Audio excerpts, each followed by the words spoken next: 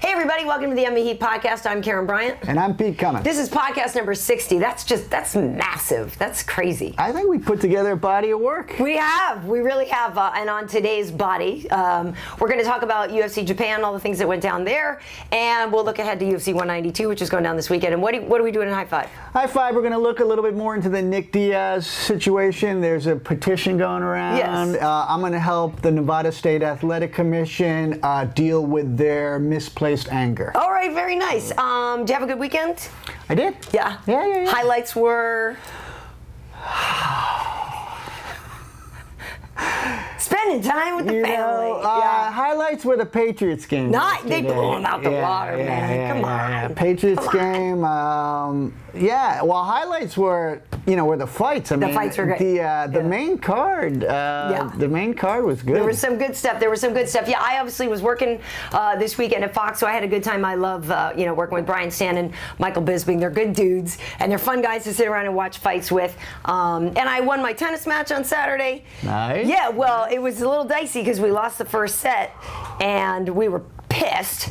And then my partner and I were like, no, we're totally better than they are. So then we came back and won the second set, and then we blew them out in the tiebreaker. So it's good. Charms. Oh yeah, then yes, Wade and our little munchkin came down to cheer me on. Nice, and so, nice. Yeah. So my kids' soccer team lost, and They're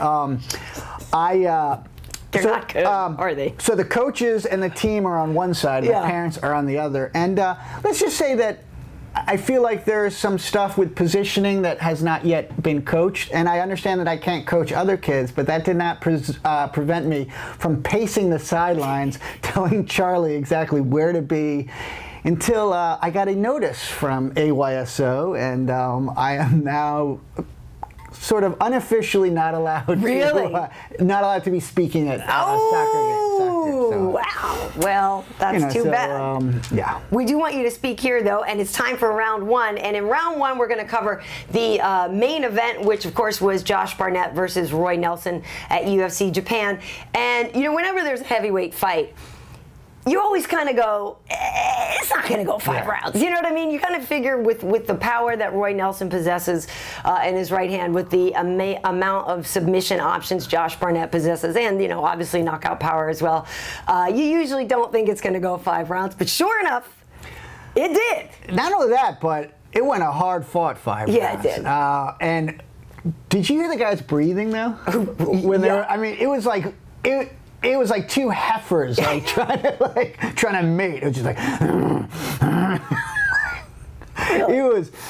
Oh man, Josh Barnett, pretty great on the clinch. Yeah, I mean, well, that's the whole thing. That's where he'll just wreck you. Yeah, he can wreck you there. He beat Frank Mir with that. I thought Josh looked good. He came in lean. He was 239. He's been bigger before, and so he's been saying he wanted to be a leaner, meaner Josh Barnett. Ironically, too, Roy, and all the pre-fight things, was saying how he's changed things and doing different strength and conditioning and stuff, but he still came in, I think it was 261 or something like that. And yeah, like after one round, he's huffing and puffing like crazy, and it's just, I don't. But he did make 5 rounds, and it's the first time he's been past 3 rounds, and he was huffing and puffing, and he was out of breath, but he put on a good fight for 5 rounds. He did, but you could see there were times starting from even in mid-round 3 where there were parts where you could just see the look on his face. That it's like, why did I eat that bag of Funyuns? Exactly. It wasn't a look of, I'm going to quit, because Roy doesn't quit, but it was a look of just misery and just like, God damn it. Well, they both look miserable. Totally. That was the biggest advertisement for mama, don't let your babies grow up to be fighters. Right. But I was impressed with Roy being able to take Josh down, but he didn't really do any damage once he had him there. Once you're in control, once you get somebody down, that's really when you should go to work. And he really didn't inflict any damage, so though he got takedowns, I wasn't that impressed by them. He got 4 takedowns to Josh's none, but Josh landed 215 total strikes to Roy's 92, 146 significant strikes for Josh Barnett. That's a new record in the heavyweight division, a new UFC record there. So that's kind of incredible. If we could, you have the scorecard as well, I believe, right? This is what was interesting, because when we were going into the 5th round, I looked at Brian. I said, well, how do you have it? Do you have it, 4-0? He's like, no, I think it's 3-1, or so eventually, the way Mark Craig scored it, He gave Roy Nelson the first and the third. The second ref, Evan Fields, gave Roy 0 rounds, and the third judge gave Roy just the third and the fifth round. So I don't know. The takedowns, I thought, in the first round for Roy, I could see that, but then, like I said, he didn't really do any damage. I gave Roy the first round. Yeah. I agree with, I don't know whether it was Kenny Florin who said it, but the ref stood him up. Oh, yeah. Too quick. They screwed Roy in a couple of those stand-ups. No, because, and Josh was just kind of waiting until they would get stood up. But that's smart. I mean, that's the thing. It's to get, and he would sit there, well, you could tell, and sometimes they'd be up against the fence, and Josh sort of sprawled. He's like, look, you're not getting me down here. You're just sitting here. You're trying to catch your breath. Nothing's really happening. But there were a couple times on the ground that they did get stood up, and it wasn't right. But we're talking about more than 500 pounds of meat on top of each other. That meat needs a little time to move. Have you ever seen two manatees mate, Karyn? It's a very slow, delicate process, but it does happen. It does happen. So here's the thing. I don't know what we'll do with Roy. He's lost quite a few now. He obviously lost to Josh. He lost unanimous decision to Overeem. He was knocked out by Mark Hunt.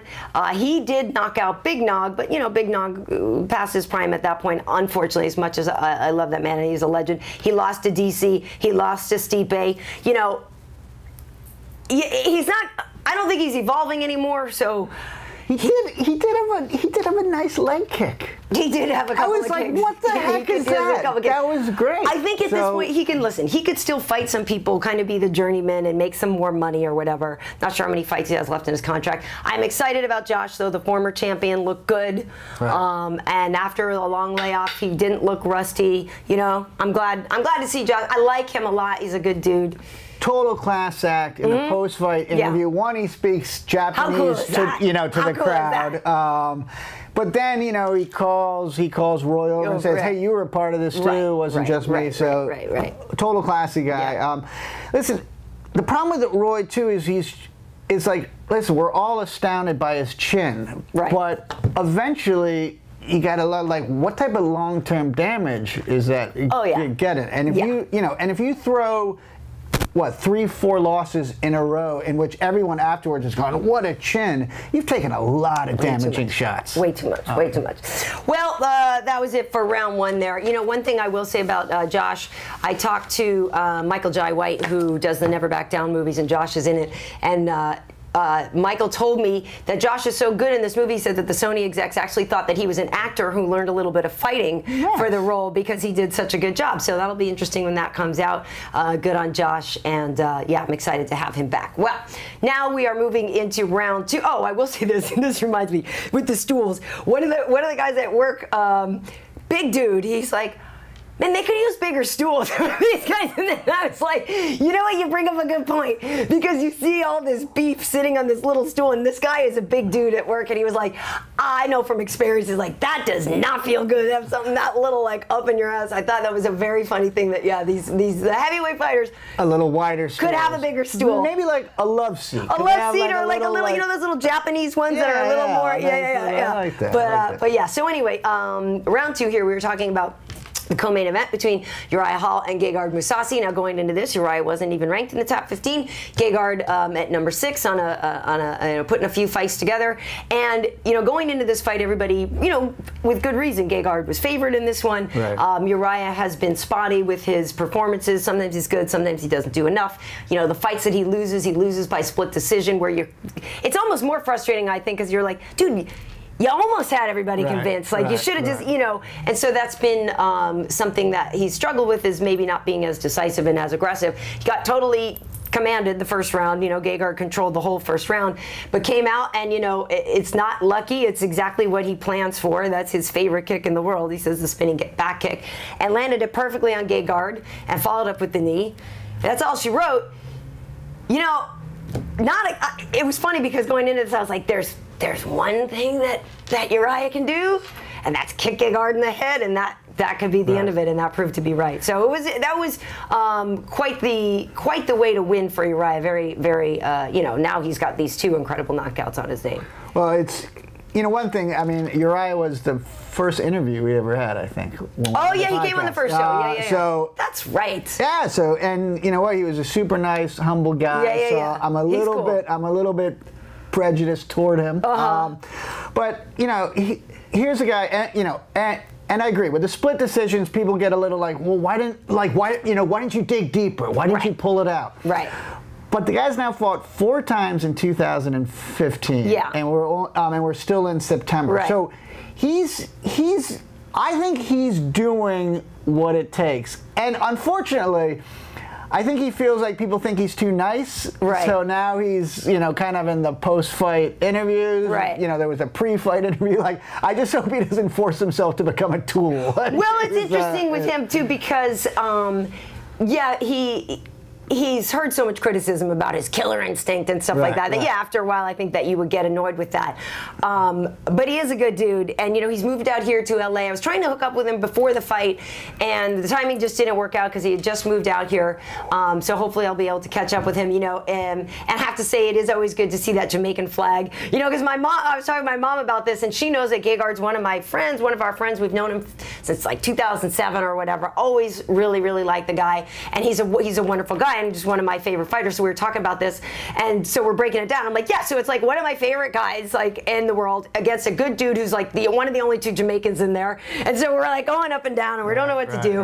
And you know, for Gegard, I haven't talked to him yet after this. I mean, obviously they're so disappointed with that. But the thing is you know, he'll lose some step in his rankings. But you know, with that division, there's so many good people. And you know, he was talking about maybe a matchup with Michael Bisping down the line and this and that. There's still great fights for him, and you know, he's still 30. The ironic thing here too is that Gegard is actually younger than Uriah. Uriah's 31, Gegard Mousasi is 30, but Gegard has, you know, 40-something fights. He's got a lot of experience, but he still can get better and is, so it's good. And let's put it this way: he lost on a pinpoint time kick. I mean, he dominated that first round. Sure. So he obviously feels bad about the loss, but that's like, if you're gonna go out, that's a good way to go. It's a good way to go. No one's seen that coming, and no one's getting up after that. But you know, Uriah, when we talk about his heart, let's talk about how he survived that first round, because because I thought he was out. Yeah, you know, and then close to getting submitted. And so, you know, again, I'm excited. I really hope he uses this fight to, you know what, screw what everyone else says. You came out of that first round, and then you did what you did best, and you won. Screw everybody else. He spoke Japanese to the crowd afterwards. He's doing everything. It looks like he's starting to do everything he needs to do to sort of fulfill his, you know, his promise. His destiny, you know. Right. Well, and like I said, he's moved out here now. What was I just about to say? But well, he did post this funny picture of him at the press conference with this look like this, and he says, you know, when you beat Gegard Mousasi and they still don't believe you. You know what I mean? So I think, yeah, there is some frustration in there. But I have to say, this fight for me completely personified the idea of don't hate the player, hate the game. Because like I said, like, how do I phrase this? I wanted Gegard to win because I want him to get that title shot. I want him to achieve his dreams, you know what I mean, and get that goal. At the same time, you want to see Uriah succeed and shut down the haters, and you want to see great performances out of these people. So it's not like you want one guy to lose. But at the same time, you know, in my heart, I was like, you know, when he almost got that submission in the first round, it's like, cool, now he's going to get this next one, and then he's going to get his title fight. And it was emotional. It was tough. It's a don't hate the player, hate the game thing, because you can't get mad at Uriah for having the perfect kick at the perfect time.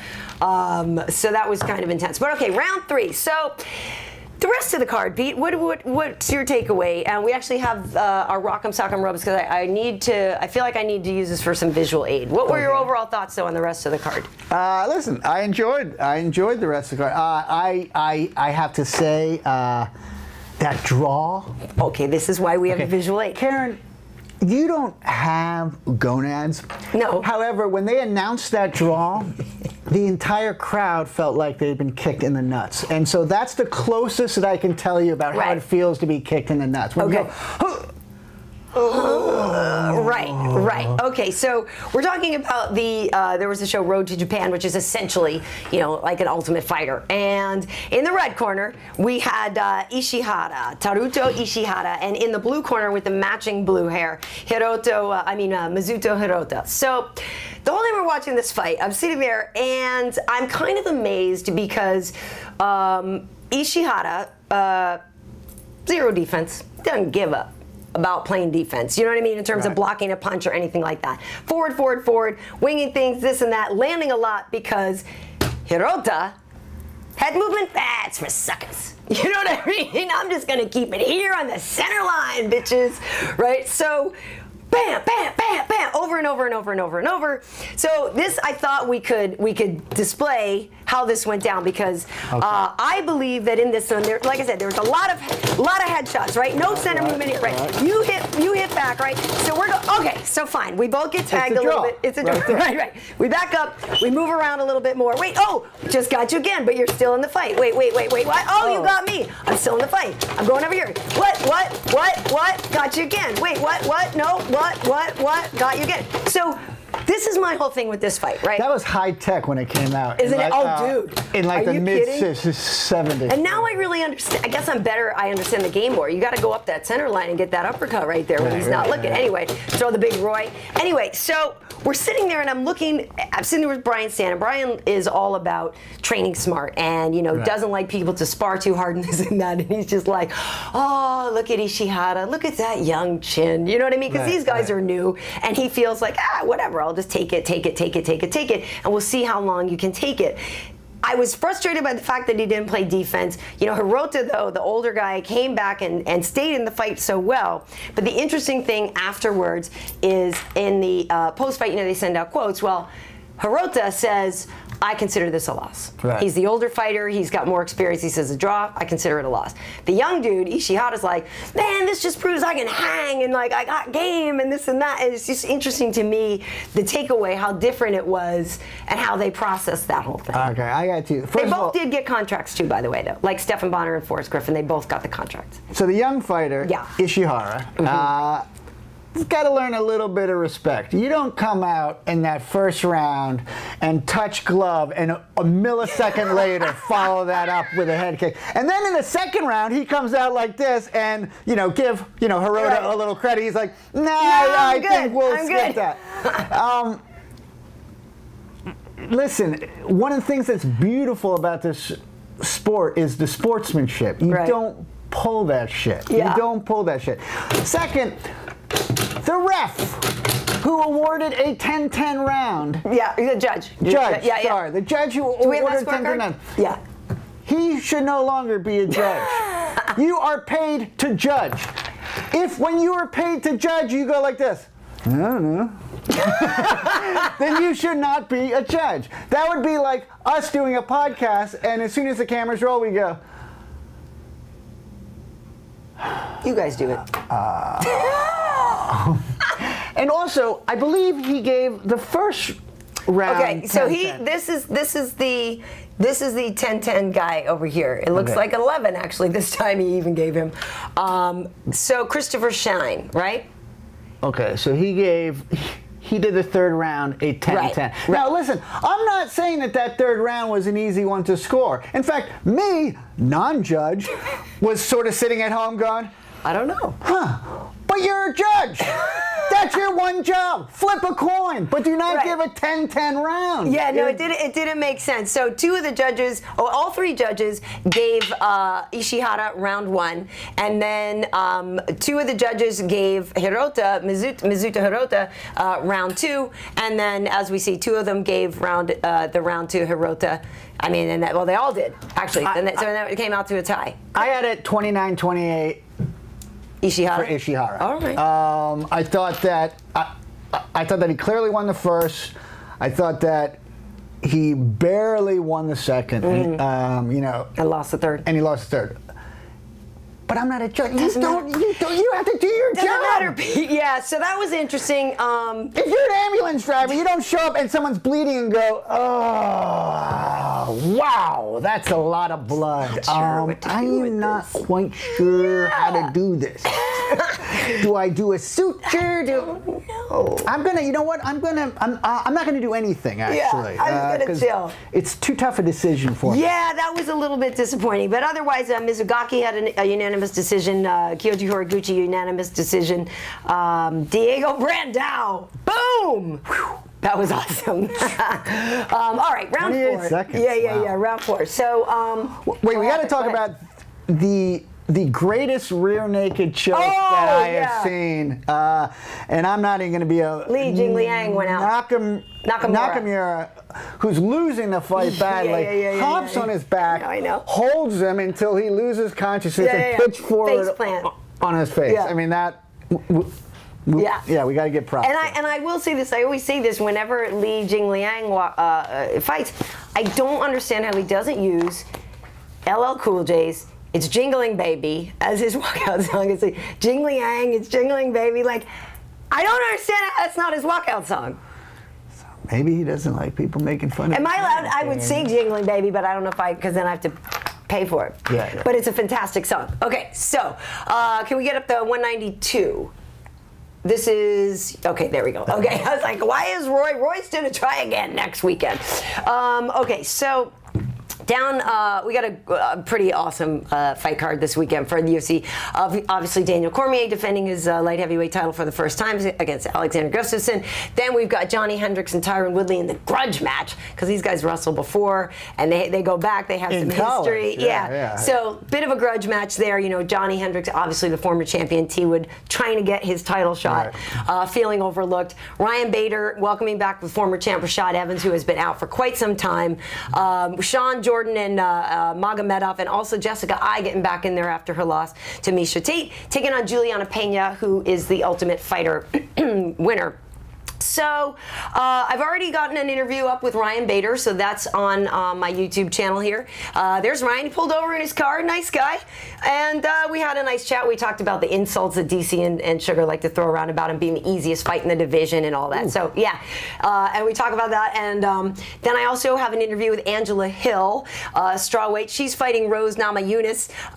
You know, they were both on the Ultimate Fighter strawweight division. So I'm talking to Rose tonight as well. I'm also talking to T-Wood and Sugar. Been busy, so I'll be getting these interviews out as well. But for now, you can see them on our YouTube channel, my YouTube channel.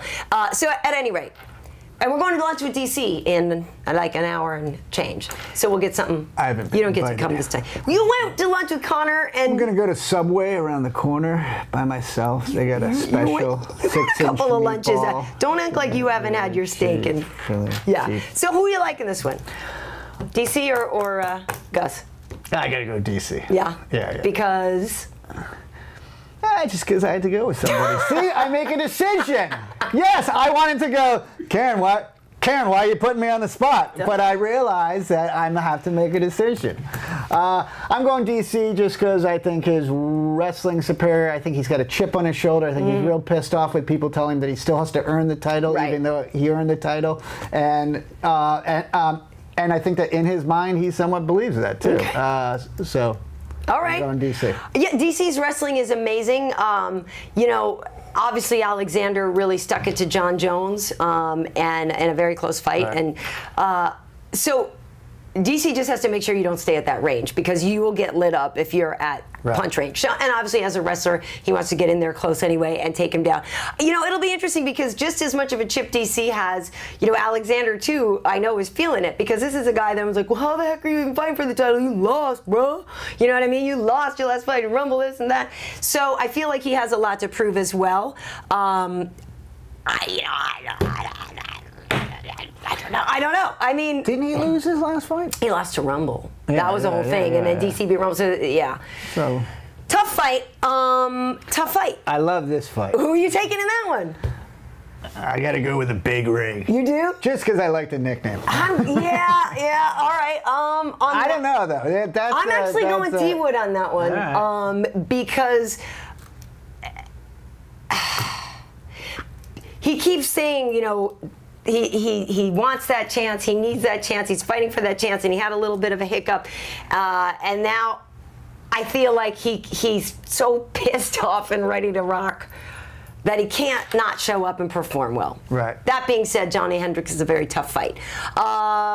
you know, I can't. These are my buddies now. I'm picking like, hey, who you working with next Friday? Oh, 2 of the dudes on the show. Let's skip down here. Oh, Joseph Benavidez and Bago Utinov. We got 2 versus 15 as a prelim. Yeah. Unranked. Yeah, but they like to put a heavies on there and stuff like that. I know. But the fans aren't doing this, card. But you gotta. You gotta have a little bit more respect. These 2 fights should be swift. Well, and the prelims are actually going to be great. I know we've gone over the round here, but like I said, we're starting off with Rose and Angela. But my man Alan Jouban always puts on a show. Like he goes in there to just not wail bad to look at either. Hey, ladies. I didn't say it. What do we have? Like 1 lady who maybe watches this? Yeah, Mom. What do you think? My name's Marge. When's the boy gonna show some chest? At any rate, good fights. So look for the interviews that we have already up and that we will continue to be posting to YouTube and to MMA Heat Facebook page. Angela Hill, one of my favorite fight tweeters. Yeah, she's good on Twitter. She's good. We talk about that in the interview. We talk about that. Good. She put up a nice picture. Did you see the one the other day in her bikini? I did not. You should look it up. Yeah. I appreciate her wit. If you like booty. I mean, it's little because she's so petite. If I like who you talking to, Karyn? But she looks good. She looks good. All right, round 5. What do we have, Pete? Round 5. All right. Listen. The more I think about this Nick Diaz situation, the more pissed off I'm getting. One, it's marijuana. Yeah. Big deal. It shouldn't even be illegal. And Uriah Faber and Luke Rockhold, 2 fighters who don't smoke, they both said they don't think it offers an advantage and they could care less if a fighter smoked. And it may help with pain management, but is that really a bad thing? Something to help with you'd pain rather them management? take pharmaceuticals? Yeah, I mean... Like they're trying to at least keep healthy bodies? So here's a petition for Nick Diaz. It's got a total of 61,566 signatures, so I kind of urge everyone to sign it because listen, and they need 100,000. So they need, at the time you got this, it says signatures needed by October 14th to reach the goal of 100,000. Okay, so that's the goal. So listen, sign it because it's bullshit. I mean, the guy's been suspended for 5 years. Yes, I mean, effectively been banned for life for pot. Yeah. And the Huffington Post did a great article on basically the Nevada State Athletic Commission's hearing on it. Yeah. And I didn't see that. And they had a YouTube link to the hearing. It was basically a witch hunt. Yeah. And it's pretty much bullshit. So, but it's easy to talk about problems, Karyn.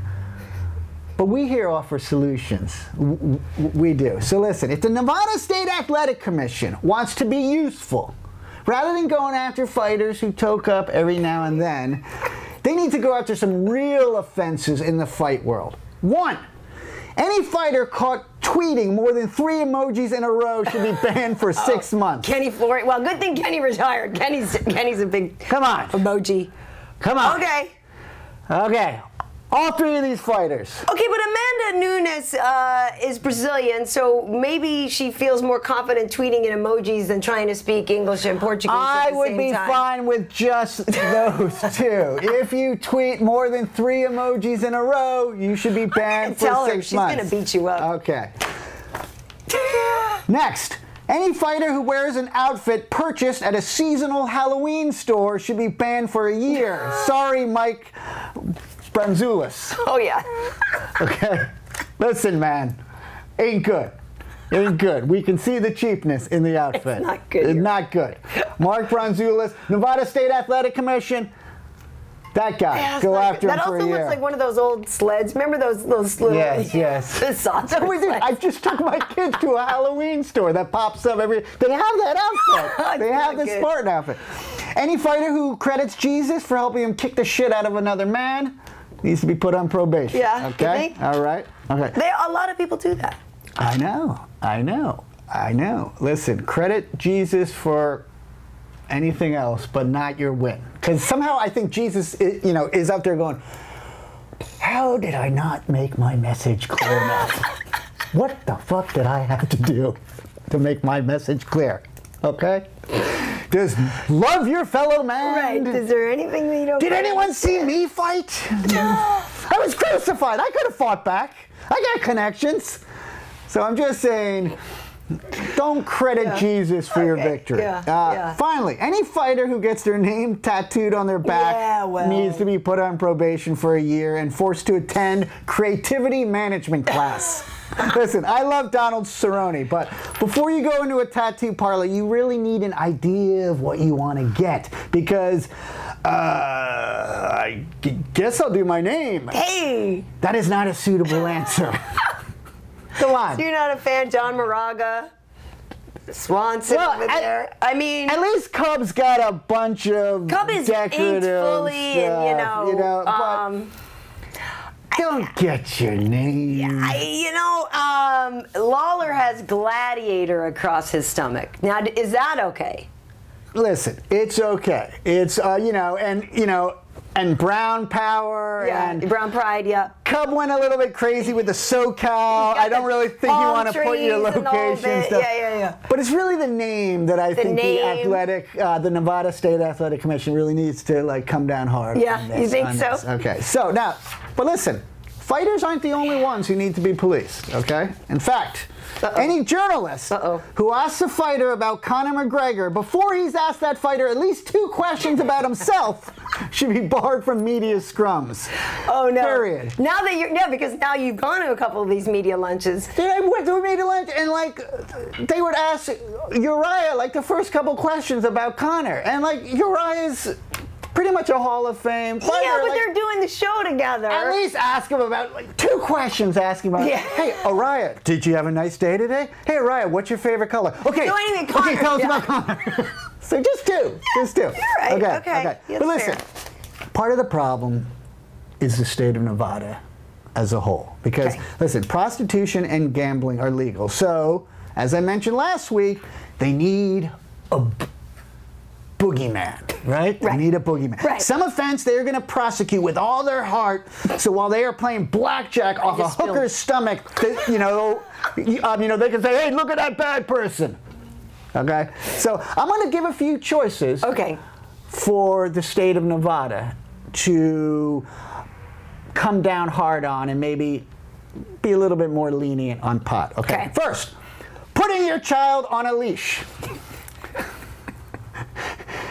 If you put your child on a leash, you should be prosecuted under the full extent of the law. First of all, this woman hasn't realized that her child died 3 hours ago, by the way. This guy obviously wanted a dog. Wanted a dog. Totally. But his wife made it. Oh my God. And I don't know what she's raising, some Tasmanian devil. So this state of Nevada, this is much worse than smoking pot. Okay, so come down hard on this. You can off a hooker's tit and go, look at that person with the kid on the leash. This needs to be fixed. My God. Look at that. Never mind. All right, next offense.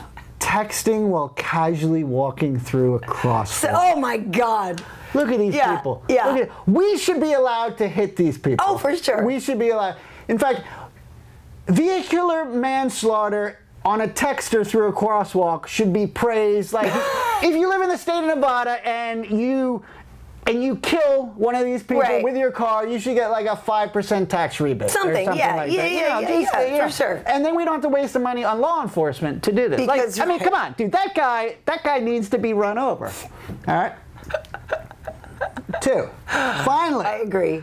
Keeping with the crosswalk theme, taking a picture at Abbey Road posed like the Beatles. Really?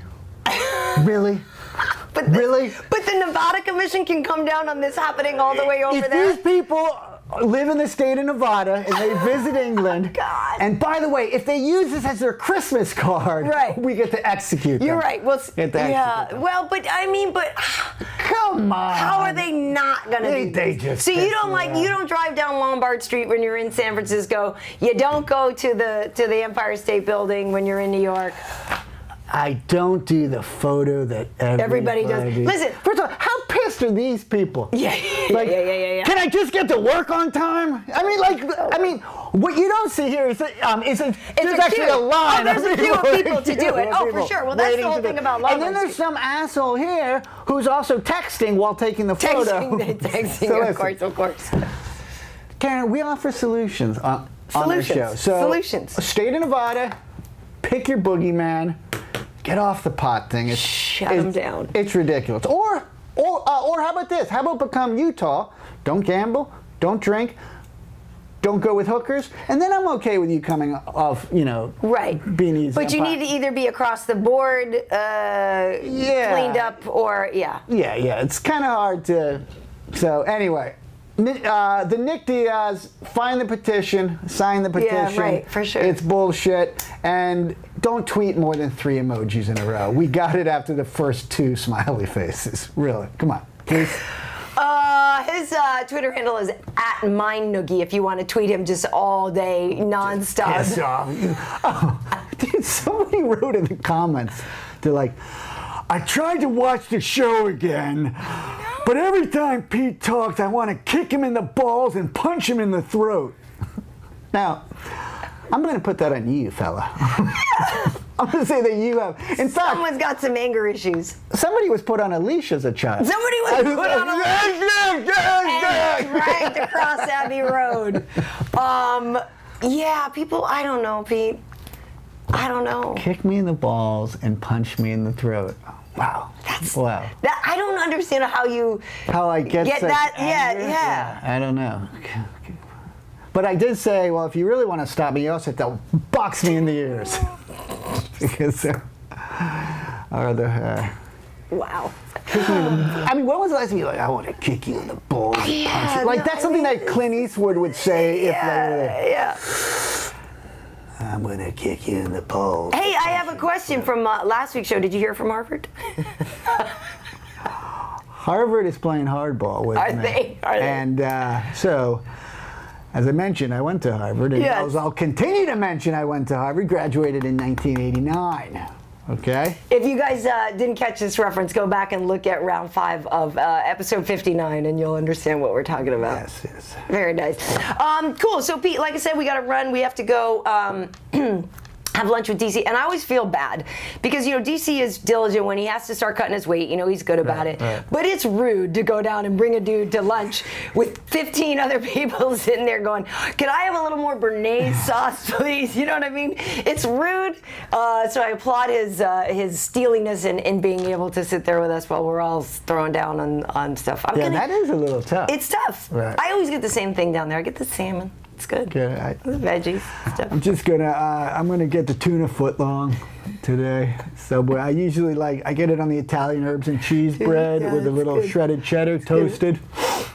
You know, I better get going too, Karyn. I want to beat that lunch rush, so I've got places to do too. Nice. And then later this week we'll have. He wants to punch me in the throat right now. He's like, what the fuck? That stupid tuna comment.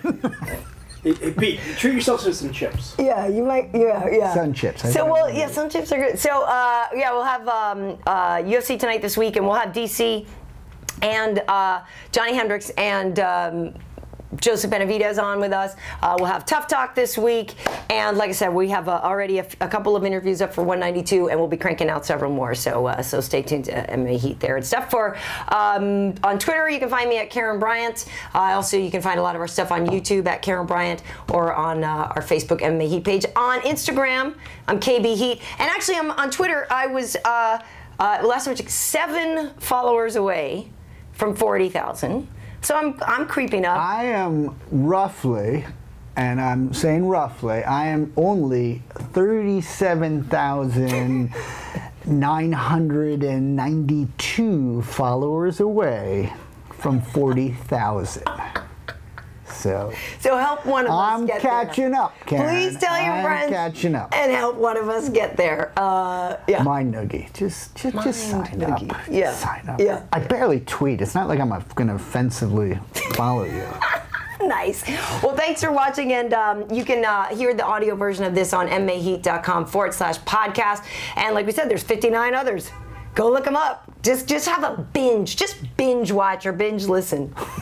No, because then they really will. Then everyone will want to punch me in the face. I can't take 60 hours of that guy. Thanks for watching, you guys. We will see you next week.